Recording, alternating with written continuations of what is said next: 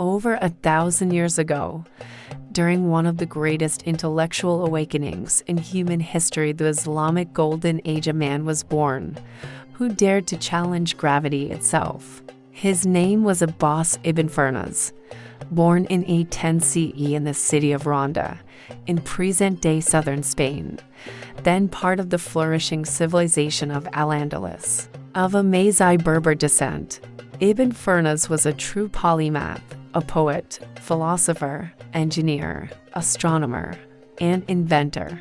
But among all his achievements, one dream stood above the rest: the dream of flight. Long before airplanes, long before engines or wingsuits, this man asked a question no one had dared to test. What if humans could fly like birds? He watched the sky endlessly, observing birds glide with elegance and precision. He studied how they flapped their wings, how they balanced in the wind, how they used their tails to land. Then, using silk, feathers, and lightweight wood, Ibn Firnas built a flying apparatus, essentially a glider crafted by hand and guided by the knowledge of nature. It was not imagination alone, but a scientific process, observation, construction, risk.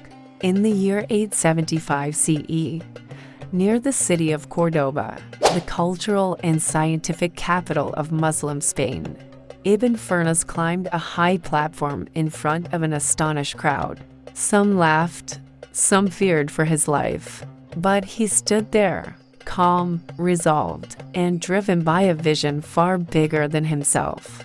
Then, with wings stretched wide, he jumped, and for a brief, glorious moment, he flew. Not soared like a jet, but glided through the air, defying the impossible, his creation holding him above the earth. Eventually, the machine lost balance and he crash-landed, injuring his back. But he lived and he learned. He famously said afterward that his failure was due to a missing tail to help with the landing, just like birds have. That one sentence showed the world that this wasn't madness, it was science. Abbas Ibn Firnas didn't just dream, he experimented.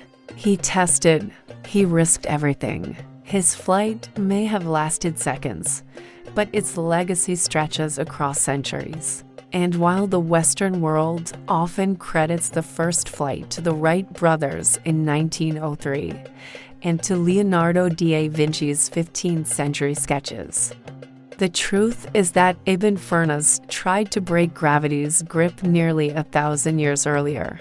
He was also a pioneer in astronomy, glasswork, timekeeping, and mechanics. He built a planetarium that mimicked the movement of stars. He constructed water clocks and lenses.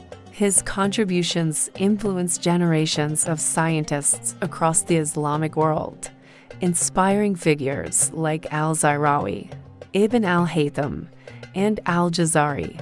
Yet history, especially Western history, almost erased his name, but not anymore. Because every time you see a plane in the sky, or dream of flying, or imagine rockets heading into space, you're touching the same vision that burned in the heart of a man who looked at birds and whispered, "Why not me?" Abbas Ibn Firnas was not just the first to try to fly, he was the first to believe it could be done. And if he could challenge the sky with silk and feathers, what's stopping you from building your wings today?